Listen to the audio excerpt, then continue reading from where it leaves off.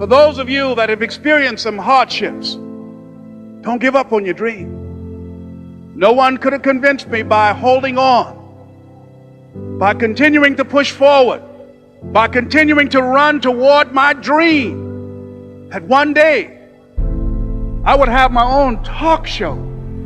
It's a long shot, ladies and gentlemen, from Liberty City, an abandoned building on a floor, never knowing my mother or father. It's a long shot. Being here with you today in this dome in Atlanta, it's a long shot. No college training, labeled educable, mentally retarded, but I kept running toward my dream.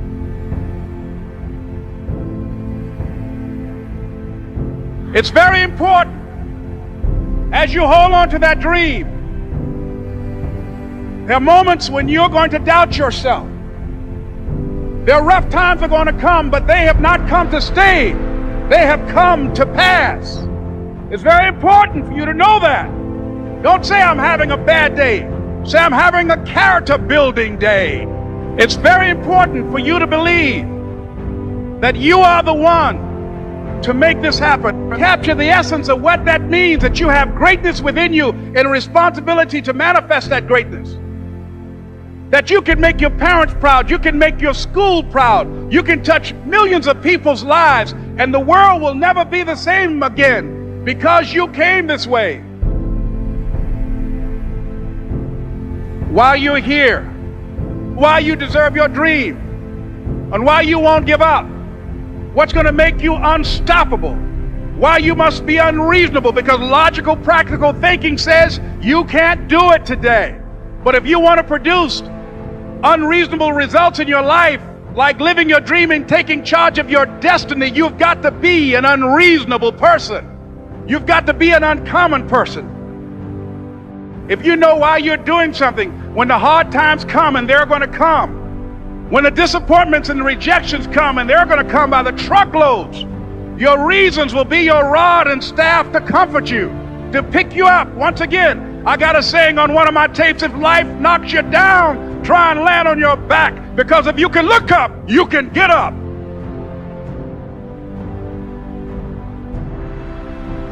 One person changes a family tree forever. In my family, I'm the one. I want to win. I want to fight for my family. I want my mom and dad proud of me. I want my kids proud of me. I want me proud of me. I want to look in the mirror and be happy with the man I look back at, that he gave it everything, that he went for it. Everything he's got. That's what I want for you. I want you to be happy with you, not cool, where you fake it and front it for everybody here. I mean, when you're alone and you're brushing your teeth, you're driving in the car, you look up and go, I'm proud of you, man. I'm proud of you, brother. I'm proud of you, sister. And you feel it. That's what I want for you. And every once in a while, you need someone to come along and go, come on, let's go. I don't care what level you're at. I'm talking to me as much as I'm talking to you. All kinds of things I ain't doing like I need to be doing. You can change the chapters in the book of your life if you want to. You can decide, you and God, or you and whatever you believe, you're the author. You can turn the page just like Max did on that golf course. I'm no longer that guy. I'm going to walk different, talk different, think different. It might be a year, 2, 3 before you make your putt. It might be a year, 2, 3, 4 before you get your big win. But you could decide now, I'm going to walk, talk, and be a different person.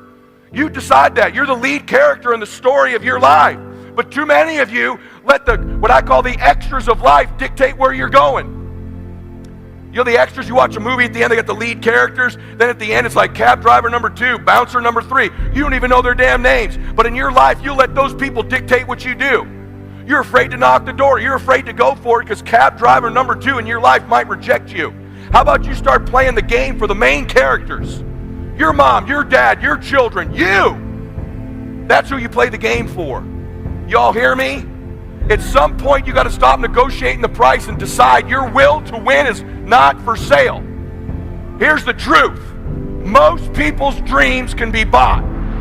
With enough failure, with enough rejection, they will sell their children's dreams. They can't still fight. They can get a little bit, but when it gets a little too hot, they go, boom, sold, buy the dream, you can have it. It's not worth it to me. And their will to win is buyable. You can buy it. With a little success or a whole bunch of failure, most people will sell their will to win. Some of you have sold it because you're making a little bit of money. You don't work like you did when you were making nothing. You're not after it like when you were broke.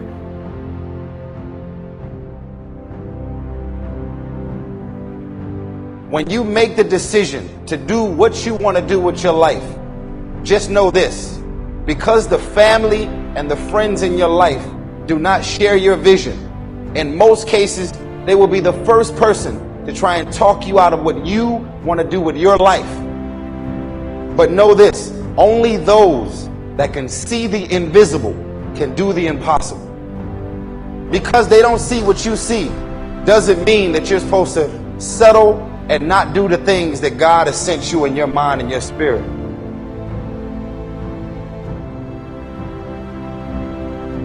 If you get into the habit of just being mediocre, it will become a part of your consciousness. If you get in the habit of giving less than what you have it within you to give, it will begin to reflect itself in your personality.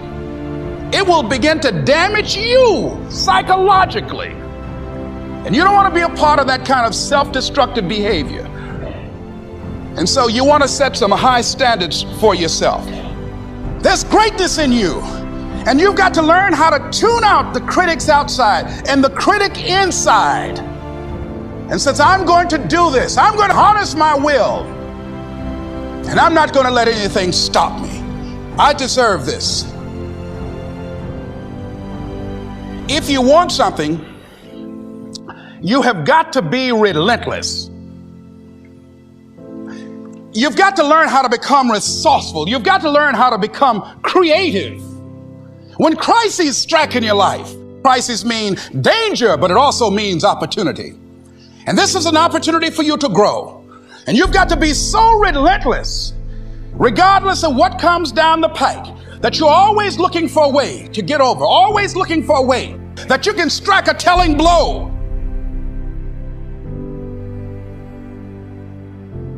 Greatness is your recall on every single shot that you missed throughout a 20-some-year career. Every shot, you can go back and say, I was here. This person was in the red shirt there. Greatness is being so aware of the time of life in the second that went by, and you can recall it like it was yesterday. Greatness is being able to go back there, not making that same mistake again, and being haunted by it. That is greatness.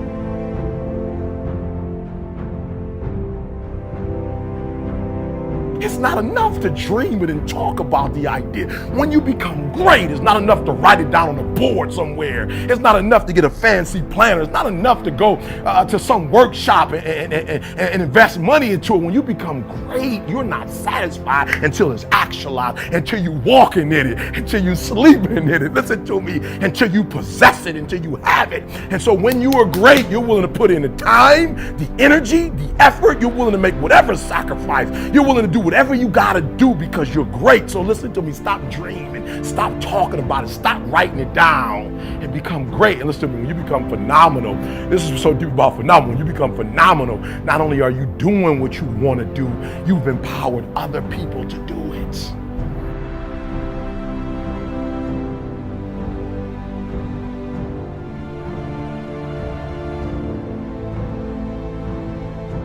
You don't try to build a wall. You don't set out to build a wall. You don't say, I'm going to build the biggest, baddest, greatest wall that's ever been built. You don't start there.